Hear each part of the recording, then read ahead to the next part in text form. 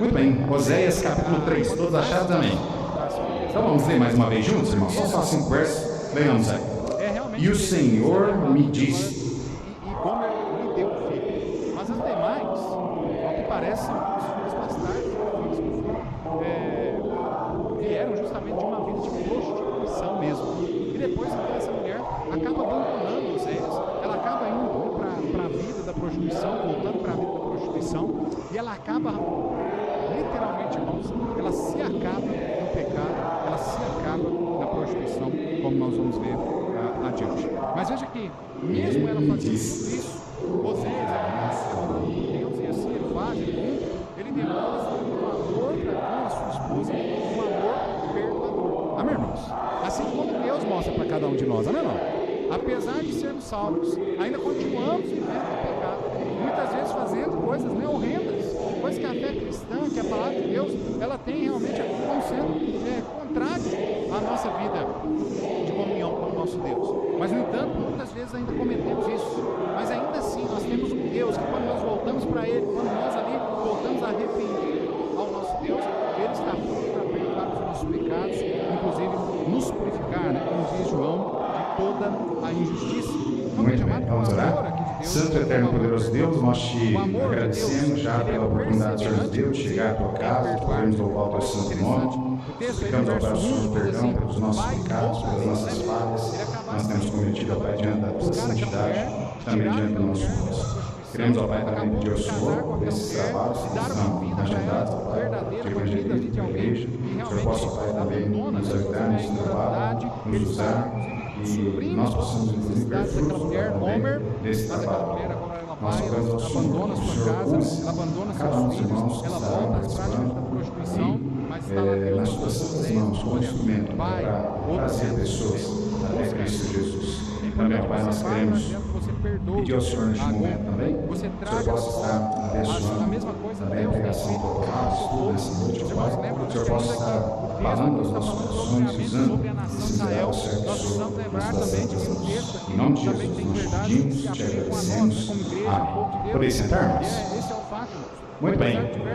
Na quarta-feira passada, nós começamos lendo o capítulo 3. Está interessante, né? Um capítulo pequenininho, 5 versículos, e a gente acabou tendo que dividi-lo aqui. Né? Basicamente, o livro de Oséias, por mais que ele é um livro pequeno, ele é um livro tão grande, mas ele é um livro com muitas informações mesmo. Se a gente fosse tirar mesmo, para cada detalhezinho, a gente talvez ia passar o resto desse ano aí, até lá por meio do ano que vem, e a gente ia terminar o livro de Oséias, né? Mas a gente vai indo aos poucos, sim, mas naquela medida, não de ver todos, não de ver todos os pormenores, né? Mas a gente vai vendo, pelo menos aqui que são as questões principais. Na quarta-feira passada nós iniciamos falando sobre as 4 faces do amor de Deus, né? Nós vimos que o amor de Deus não se trata apenas de um sentimento, como muitas vezes nós confundimos com aquilo que é o amor humano, né? O amor de Deus é muito mais do que isso, não é um sentimento, é uma decisão e também um sacrifício. Nós vimos isso e até vamos continuar vendo também no decorrer dos próximos pontos. Nós terminar. O amor de Deus é sempre pertinente. Nós vimos também que o livro de Oséias, né, ele é chamado, inclusive, de o Evangelho do Velho Testamento, o Evangelho segundo Oséias, justamente porque ele trata da questão do Evangelho, do primeiro capítulo até o final, falando sobre a salvação, sobre como Deus, né, ele ama o homem, como Deus, ele busca, ele buscou, né, o homem para livrar a condenação do inferno, como Deus, né, ele está, inclusive, disposto a sofrer pelo homem. Nós sabemos que ele sofreu de fato na cruz do Calvário. Então é o Evangelho, né, ali no Velho Testamento, no livro de Oséias. O amor também de Oséias nós vimos por sua esposa, que é redimida, né, também purificada, né, através dessa vontade, do desejo dele de amar agora continuamente. Os irmãos lembram que ele vai, inclusive, pagar um preço o resgate de Gomer, para trazê-la de volta para o seu lar, para viver, né, com ela ali em uma união verdadeira, né, genuína, e não só como uma posse, mas só sobre isso. E embora Osés não tivesse justificativas, inclusive de sobra, para divorciar de Gomer, para levar ela para fora da cidade, chamar os anciãos da cidade, todo o povo, para apedrejá-la, porque ela vivia em prostituição, Osés ele não faz isso, simbolizando também para nós e o nosso Deus também. Ele jamais desampara o seu povo, amém, irmãos? Por mais que nós pecamos muitas vezes somos rebeldes à vontade de Deus, mas salvo uma vez, salvo para sempre, amém? Ele sempre está pronto realmente para nos amar, nos perdoar e sempre continuar conosco.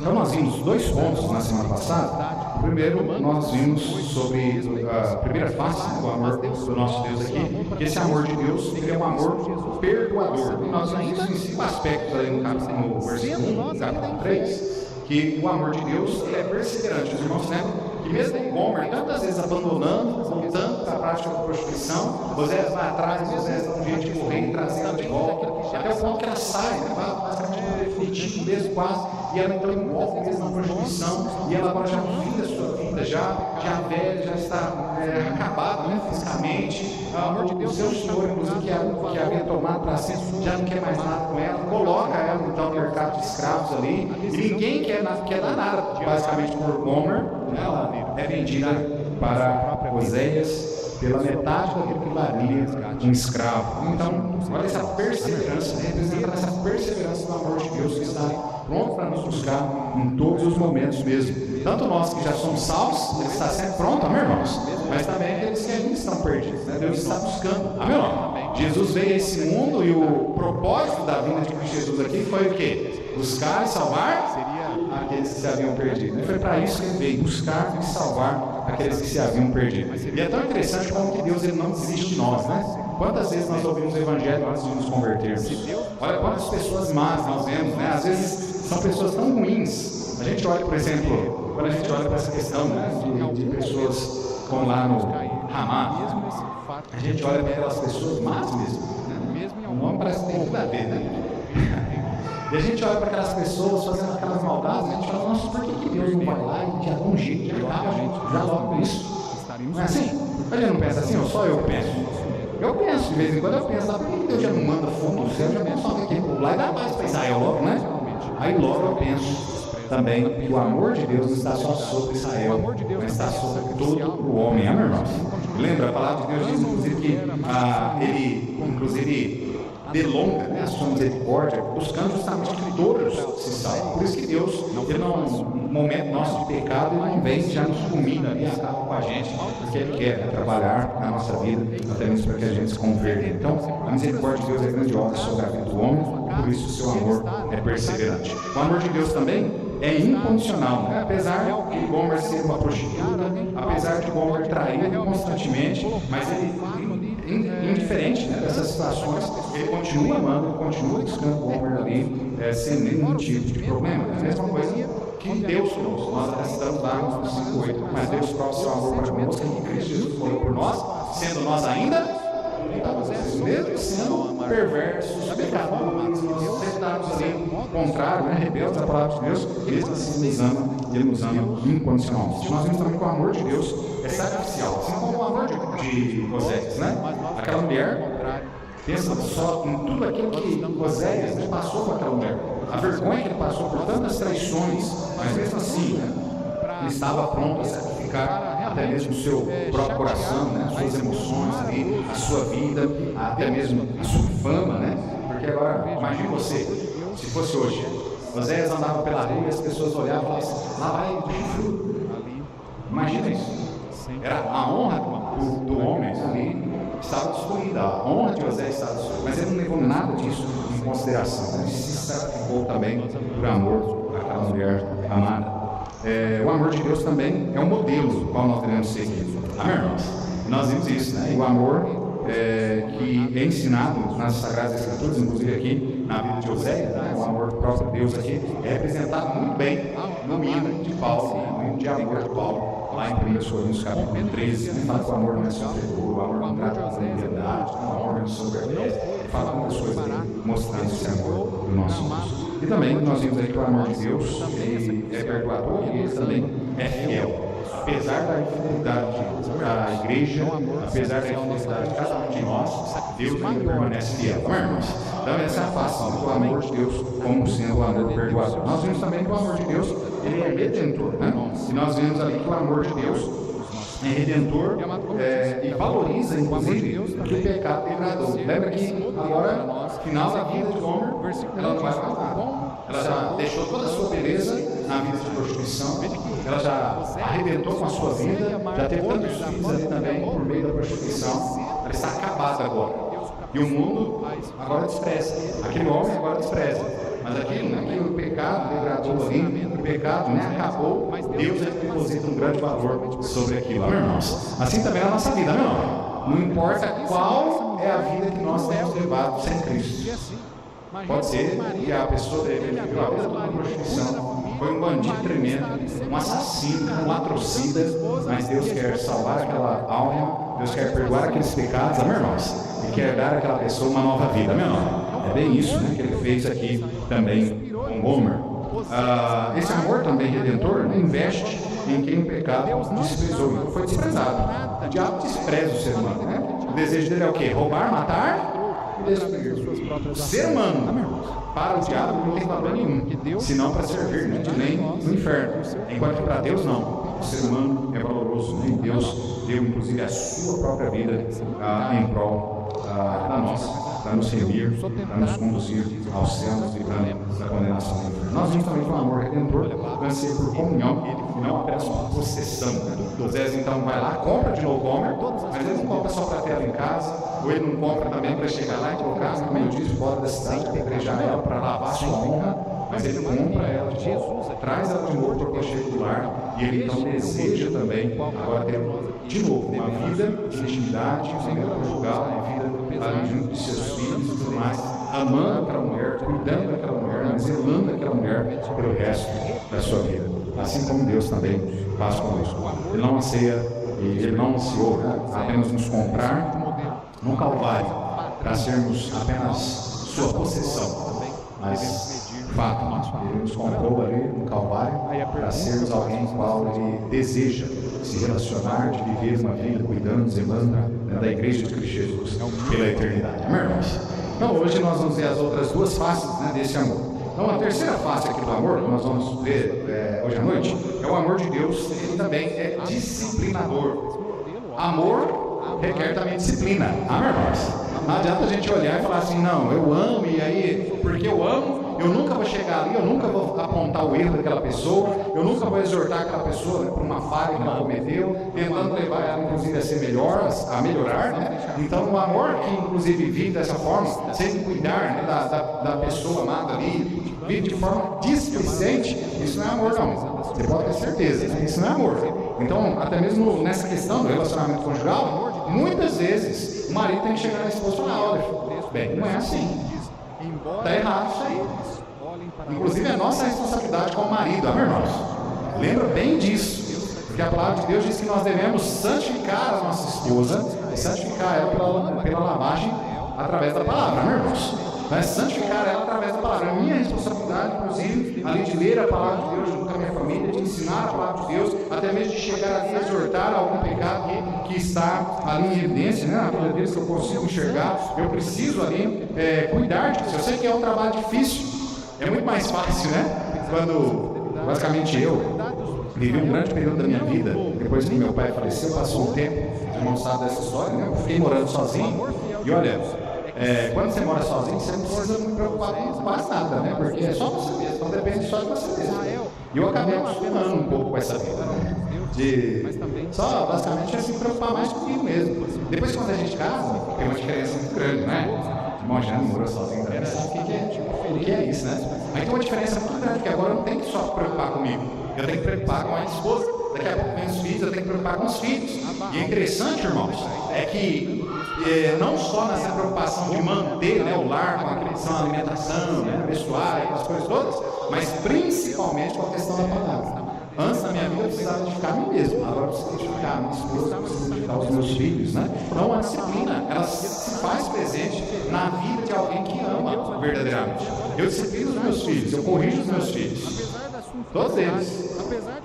e eu corrijo porque eu amo. A correção, a disciplina não é uma prova de que nós não amamos. Pelo contrário, não é uma prova de que nós amamos. Então, mesmo Deus, Ele nos ama. E Ele, por conta do seu amor, Ele sim, Ele perdoa, Ele redime, mas Ele também disciplina os seus filhos. A disciplina é um ato responsável de amor. O amor sem disciplina é um amor irresponsável. Eu não estou nem aí com essa pessoa, ela que tome, né, jeito com a vida dela. Não é assim. O amor aqui de Deus também para conosco é um amor genuíno e um amor disciplinador. Essa profecia se cumpriu também aqui quando Israel foi levado pelos assírios em 722 a.C., né? E era justamente essa profecia que ele citara aqui no versículo 3, versículo 4. Olha como ele diz assim: e ele lhe disse: tu ficarás comigo muitos dias, não te prostituirás, nem serás de outro homem. Assim também eu esperarei por ti, porque os filhos de Israel ficarão por muitos dias sem rei, sem príncipe, e sem sacrifício, e sem estátua, sem éfode, e sem terafim, né? Então os irmãos sabem, né, a respeito dessa questão. Israel, inclusive, ainda hoje vive dessa forma aqui, o juízo de Deus recaindo sobre eles. Israel continua ainda hoje, os filhos de Israel continuam hoje ainda sem rei. Os irmãos sabem sobre isso. Ontem, inclusive, quando eu estava dando discipulado, eu falei isso para o pessoal, né? Tem raras cenas onde o primeiro-ministro de Israel vai dar um anúncio muito importante. São raríssimas cenas. Ele aparece numa tribuna e aparece o trono do rei Davi atrás. Raríssimas cenas assim na história. Aquele trono é para sentar ali o descendente de Davi. Só que, no entanto, os irmãos lembram que com essa dispersão, com o exílio, depois o povo se dispersa e tudo mais, os judeus eles perderam basicamente essa questão da descendência real. Eles não têm mais essa noção, até mesmo sobre tribos, eles têm uma dificuldade muito grande sobre identificar. Eles sabem que ele é judeu, mas ele não consegue identificar muito claramente a qual tribo ele pertence. Então tem uma grande dificuldade por conta de tudo isso aí. Mas eles têm uma certeza, que quando apareceu o Messias de fato ele vem da descendência de Davi. E é ele que vai sentar naquele trono, é ele que vai reinar ali. Os irmãos sabem, né, na questão escatológica, que antes de Jesus irá sentar alguém ali naquele trono. Quem é? O anticristo. Ele vai sentar. Mas depois, né, dos 3 anos e meio de paz que ele vai trazer, no final desses 3 anos e meio, ele vai até o templo que foi construído, né? Os irmãos sabem também que está tudo preparado, né, já para a construção do templo. Eles já identificaram, né, o lugar onde existirá a mesquita de Omar, né? Ali não é o local do templo, eles identificaram, fica em outra região. Eles já estão com tudo pronto para construir o templo, com todos os utensílios, tudo certo ali. E justamente isso também está na parte da escatologia, mostrando que a vinda de Cristo ela está prestes a acontecer. Mas veja, quando termina esses 3 anos e meio de tribulação, o anticristo vai lá e sacrifica, né, faz um sacrifício de um animal impuro. O judeu olha e fala assim: não, esse não é o Messias. Os irmãos lembram que ele abre, né, os 3 anos e meio ali, difícil mesmo, né, de tribulação e tudo mais. Depois vem, né, a vinda do nosso Senhor Jesus Cristo. Ele vem agora, ele vem dominando tudo, ele vem para reinar mesmo durante 1000 anos. E ele vai reinar desde Jerusalém. Amém, irmãos? E nós juntamente com ele, amém? Juntamente com ele. Então é importante a gente lembrar que, mas essa profecia aqui ainda está assim. Eles estão sem tempo, né? Olha só o texto lá, diz que eles estão sem rei, sem príncipe, sem sacrifício, ou seja, sem templo ali para sacrificar, sem estátuas, sem éfodes e sem terafim. Então essa profecia ela já se cumpriu no ano de 722 a.C. Agora veja, amado, o amor de Deus aqui, ele traz esse versículo aqui mostrando justamente porque Deus ama, ele disciplina o seu povo. Os irmãos conhecem a história de Israel, inclusive, em vários momentos da história, enquanto o povo vai debandando, o povo vai fugindo por outros caminhos, Deus vem, Deus disciplina aquele povo, até mesmo muitas vezes levando aquele povo para ser escravo de uma outra nação, para quebrar aquele coração daquele povo, para fazer com que aquele povo volte os seus olhos novamente para Deus, arrependidos, e assim Deus vai lá, liberta eles, traz eles de volta para a sua terra. Então, por várias vezes na história foi feito isso. Deus sempre mostrando na história que Ele ama aquele povo, que Ele tem um pacto de aliança com aquele povo, que Ele não abandonou aquele povo, mas pelo contrário, Ele cuida, Ele zela com amor, e também no seu amor está a disciplina. Não é diferente, irmãos, na nossa vida. Deus nos ama, Ele cuida de nós, amém? Só que também quando nós pisamos na bola, você pode ter certeza, se você não arrepender rapidamente, Ele também irá te disciplinar. Eu tenho cuidado, né, com a minha vida, eu sei que eu sou falho, miserável, muitas vezes eu tenho feito, né, coisas erradas, mas eu tenho cuidado na minha vida de identificar logo que eu estou pecando logo, para que eu tente acertar o mais rápido possível, para que eu não venha sentir o peso da mão de Deus na minha vida. Agora eu sei que muitas vezes, né, eu não consigo identificar essas questões. Algumas vezes eu nem consigo vencer isso tão facilmente assim, mas deve ser uma responsabilidade de cada um de nós procurar justamente buscar ter uma vida correta diante de Deus, até mesmo como demonstração de amor. Apesar de ser uma demonstração de amor à disciplina de Deus, quantos de nós aqui que gostávamos de apanhar dos nossos pais? Levanta a mão, eu gostava demais de apanhar. Eu não gostava. Apesar de ter apanhado muito mesmo. Você tem noção? Eu acho que ninguém apanhou mais nessa vida do que eu acho que não. Mas veja bem, irmãos, eu sei, hoje inclusive, né, como a palavra de Deus diz, ó, toda correção a princípio não parece ser de gozo, né, assim, não é de alegria e tal, mas depois aí produz, né, um fruto pacífico, paz, né, alegria no coração. E é assim mesmo. Hoje eu olho e eu fico alegre, eu fico contente com essa questão de que meus pais me corrigiram porque eles me amaram. Eu consigo identificar que em determinadas situações, mesmo, se eles não tivessem corrigido, provavelmente hoje eu não estaria nos caminhos do Senhor, provavelmente eu estaria envolvido com coisa errada, provavelmente estaria até morto por conta daquilo. Mas graças a Deus, né, eles me corrigiram, eles me corrigiram a rota ali, né, para que eu pudesse continuar servindo ao Senhor. Mas seja, amado, o amor, ele deve haver disciplina. Então o amor aqui, disciplinador, exige, inclusive nas nossas vidas, uma mudança de conduta. Olha só no versículo 3 do nosso texto, diz assim: e ele disse: tu ficarás comigo muitos dias, não te prostituirá, nem será de outro homem. Veja que Oséias, apesar de ir atrás, de amar Gomer, de ir comprar Gomer, agora ele olha e fala assim: olha, tudo bem, mas agora também você não vai mais se prostituir, você não vai mais atrás de outro homem. É necessário que haja um arrependimento e uma mudança de conduta, meus irmãos. Isso é o genuíno arrependimento. Nós temos falado aqui já várias vezes. Arrependimento é isso, é tristeza profunda pelo ato cometido e mudança completa de direção. É isso, quando eu pego, vem aquele sentimento, né, triste no coração, aquele sentimento de tristeza pelo ato cometido. Eu sei que eu desagradei a Deus, que eu aqui acabei, né, de também ir contra o Espírito Santo de modo nenhum, entristecer o Espírito Santo de Deus. Eu sei que é algo ruim para a minha vida, e agora eu preciso me arrepender genuinamente e voltar para outra direção, abandonar aquele pecado, deixar aquilo para trás, amém, irmãos? Então o amor de Deus, ele é disciplinador, e ele espera, inclusive, da nossa vida uma conduta realmente de mudança. Não adianta você dizer que é crente, não adianta você dizer que entregou sua vida a Jesus e viver tal como você nunca tivesse entregue a Ele sua vida. Inclusive, eis aí uma das questões que nós conseguimos identificar se alguém é salvo. É se realmente aquela pessoa foi salva, Deus vai fazer mudança, transformação naquela vida, viu? Agora alguém disse: eu sou salvo, mas continua vendo da mesma forma, essa pessoa nunca foi salva. Porque é impossível que onde a luz chegue, as trevas continuem do mesmo jeito. Concorda comigo ou não? Ó, nós temos aí luz, né? Acendeu a luz hoje à noite e as trevas. É bem assim. E Jesus é a luz do mundo, amém, irmão? Jesus está na nossa vida, amém, irmão? Então é impossível que a nossa vida continue sendo trevas, enquanto Jesus, né, está no nosso coração e Ele está eternamente, né, aqueles que entregaram sua vida a Jesus. Então a ordem de Deus aqui não é arrependimento e novamente arrependimento e se arrependa de novo. Não, a ordem de Deus aqui é um texto através da e mostrar, né, o fruto de arrependimento. A prova do arrependimento é obediência a Deus e mudança de vida. Amém, irmãos?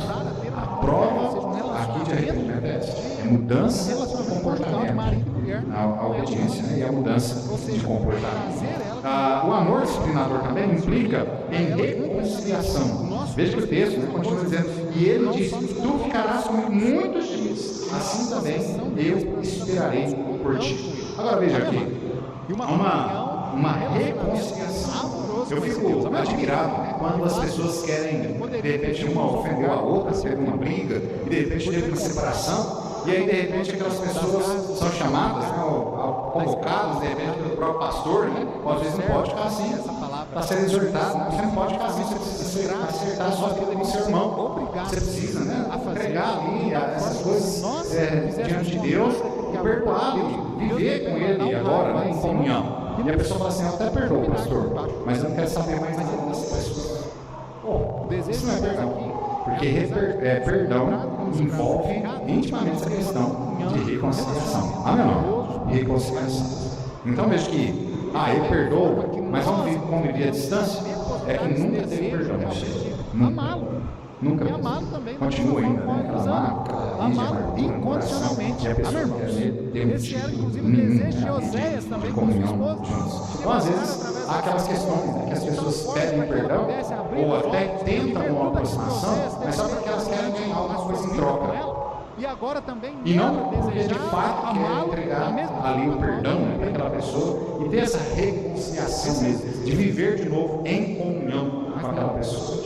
Então tome cuidado com isso, né? De repente só pedir perdão, só para Deus ver, né? Só um pouco ver que eu vim aqui, eu pedi perdão, tudo certinho. Mas Deus está olhando lá o íntimo do nosso coração. E Ele espera que haja perdão, que haja reconciliação. Homer foi, né, privado dos privilégios da relação conjugal, nesse primeiro momento, com o seu marido. Essa disciplina, entretanto, tinha como propósito, né, a restauração da sua fidelidade a seu verdadeiro marido. Agora, o texto diz isso, né? Então, ele ficou apartado durante um tempo, mas para trabalhar essa vida dela, para ela realmente abandonar essa questão de viver de prostituição, de buscar se reconciliar mesmo com o seu marido. A reconciliação, até no meio humano, Jesus conosco, porque é uma decisão também. Só que quando ele... Perdão é uma decisão. E essa decisão de perdoar também deve vir acompanhada de uma decisão de reconciliação total mesmo, de comunhão. Mas é decisão. Tem gente que fica assim, pastor, eu já fui exortar pessoas, né? Aconselhar a pessoa fala assim para mim, pastor, mas hoje meu coração não dá para isso. Eu olho e falo assim, seu coração guardou. Seu coração é mau, seu coração é perverso. Você nunca vai querer perdoar isso. Nunca. Do mesmo jeito, eu também nunca quero perdoar isso. Eu já contei para os irmãos aqui, eu acho, né? Mas, infelizmente, esse é um triste momento da minha vida, onde eu fiquei chateado com a minha irmã, com raiva mesmo. Fiquei 3 anos sem conversar com ela. O nosso tempo já está quase no fim ali. Hoje, então, vê se isso é coisa de crente fazer, né? Dessas 4 faces. 3 anos. O amor de Deus, ele é perdoador mesmo. Pode encontrar na rua, né, irmão? Isso é meu falador. Esse perdão que ele nos deu é o perdão de todos os nossos pecados. Para pensar nisso. Até que um dia, né, Deus mesmo, nós temos um arrebentou mesmo aqui. Forma que aí nos perdoar os pecados passados. É assim? E aí, aquilo que Deus falou, eu acatei. E aí eu dobrei realmente ali para perdoar e reconciliar com o irmão. Isso é uma bênção, né? Nós temos mantido essa comunhão até hoje. Mas, irmãos, nós temos problemas. O ser humano tem problema. Alguns mais problemas que outros. Eu aprendi essa questão, né? E, inclusive, assim, meu pai tinha uma facilidade muito grande com isso, né? Ele, às vezes, tinha uma discussão com alguém e a pessoa estava errada e ele ia lá e pedia perdão para a pessoa, né? Normalmente, o que a gente faz? Ele estava errado. Eu não vou pedir perdão. Quantas vezes, irmãos, eu vi isso, né? Meu pai chegava para pedir perdão para outra pessoa, a pessoa toda lá, cheia de raiva. Aquilo ali arrebentava aquela pessoa. Que aí a pessoa tinha que se humilhar, né? Lá dentro, ela sabia que quem tinha errado era ela mesma. Não, olha, eu fui batizar lá. Irmão, me perdoa. E olha, então, então, mas perdão é muito importante, a reconciliação é muito importante. E Deus ele faz isso, né? Inclusive, irmãos, os irmãos sabem muito bem que o pecado faz separação entre nós e o nosso Deus. Como é que esse. Agora então, se nós estamos separados de Deus pelo pecado, como é então que nós podemos agora voltar a nos relacionar com Ele? Através de pecados. Através de pedir perdão no arrependimento genuíno no coração, de pedir perdão ao Senhor, nós somos novamente reconciliados, de forma que agora nós podemos fazer as nossas orações e Ele vai nos ouvir, Ele vai nos atender segundo a sua vontade. Homer deveria esquecer-se dos seus amantes, esperar, né, o seu marido. O marido, por sua vez, esperaria por ela. E a disciplina não é de maneira nenhuma para afastar a pessoa de Deus, mas sim para preparar, né, o coração para que a pessoa volte para Ele. O propósito da disciplina é sempre reconciliação. Infelizmente, né, uma das coisas que... Tem 2 coisas que o pastor não gosta de fazer. É disciplinar e fazer funeral. O resto a gente gosta, né? Mas disciplinar e fazer funeral a gente não gosta de jeito nenhum. E, infelizmente, eu tive que disciplinar algumas pessoas. Já. Mas veja, A disciplina nunca é para arrebentar com aquela pessoa, jogar aquela pessoa para fora de jeito nenhum. A disciplina deve ser feita, inclusive, com amor. Deve ser, inclusive, buscar, de alguma forma, né, ajudar aquela pessoa para fortalecer ela, inclusive, naquela área, para que ela não venha cair de novo. E voltar depois, então, daquele tempo de disciplina, voltar de novo à comunhão, né, com a igreja plena. Então isso é importantíssimo, é igual o filho, né? A gente vai lá, corrige o filho, daí a pouco a gente pega o menino, a gente ora com ele, daí a pouco a gente pega ele, dá um abraço nele, fala que ama ele, compra uma bala para ele, um chocolate para ele, e é assim. O pai não fica sendo inimigo do filho porque ele disciplinou. Da mesma forma, Deus não é o nosso inimigo, irmãos, mas pelo contrário, né? Ele nos ama e ele cuida muito bem de nós. Então o amor disciplinador inclui também privação de privilégios. Veja no versículo 4, a parte A do versículo 4, diz assim: porque os filhos de Israel ficarão por muitos dias sem rei, sem príncipe e sem sacrifício. Então veja aí, é os privilégios. Era um privilégio ter um rei em Israel. Agora, por que não? E os irmãos sabem que o rei de Israel, o mais interessante é que o rei dele foi dado, de uma forma, vamos dizer assim, errada, lembrando, porque era para Deus governar a nação, mas aí o povo fala, não, queremos um rei igual as outras nações. Mas mesmo Deus dando um rei para eles, Deus também deixou junto deles um sacerdote. E ele, por vezes eles poderiam tomar decisões, não só baseado naquilo que era a vontade e pensamento do rei, mas consultando o próprio Deus. Então eles perdem esse privilégio de ter um rei, eles perdem esse privilégio, né, de ter um sacerdote, de ter um templo para adoração a Deus, eles perdem tudo isso. Então o amor disciplinador muitas vezes inclui privação de privilégios.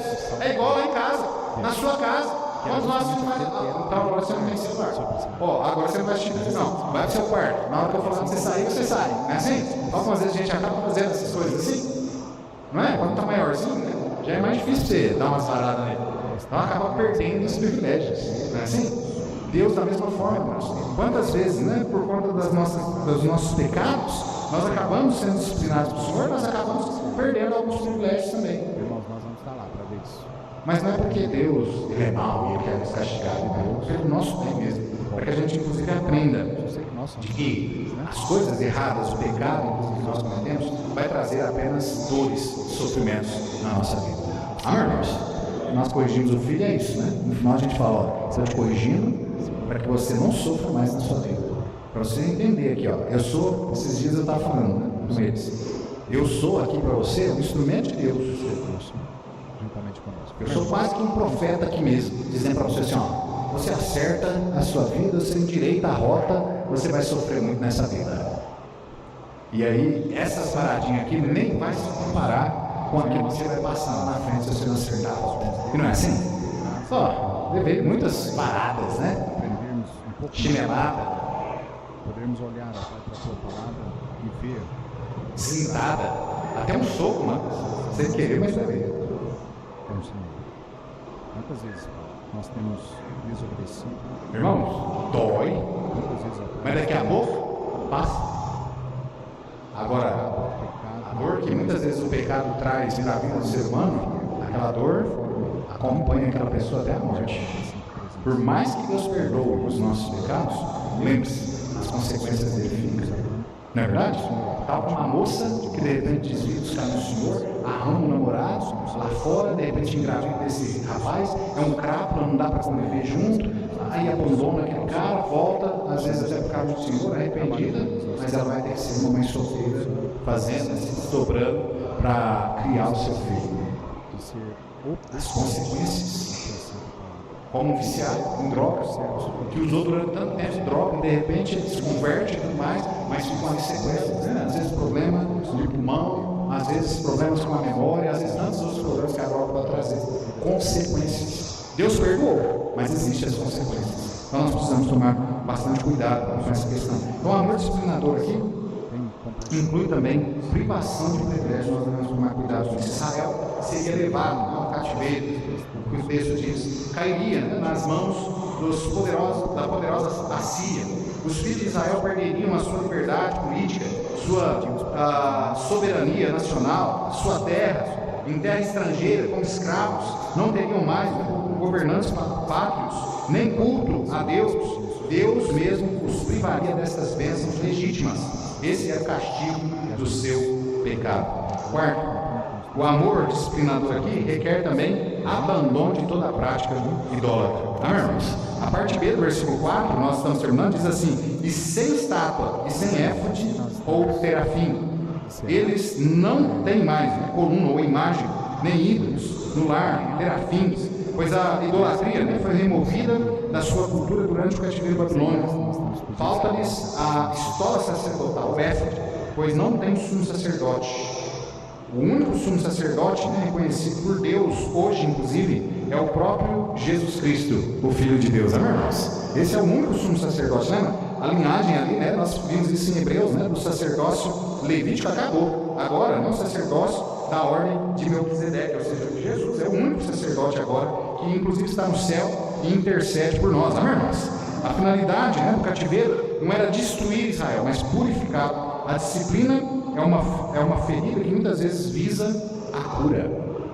Ou melhor, a disciplina é uma ferida que visa a cura. É bem isso. Eu já vi vários momentos, graças a Deus eu nunca tive isso, mas conheci várias pessoas que de repente tinha furumo. Já viu aquele furumo? Já ouviu falar de furumo? Já? Aquele negócio é até nojento, né? Mas aí uma das formas que o pessoal usa para curar, eles fazem o quê?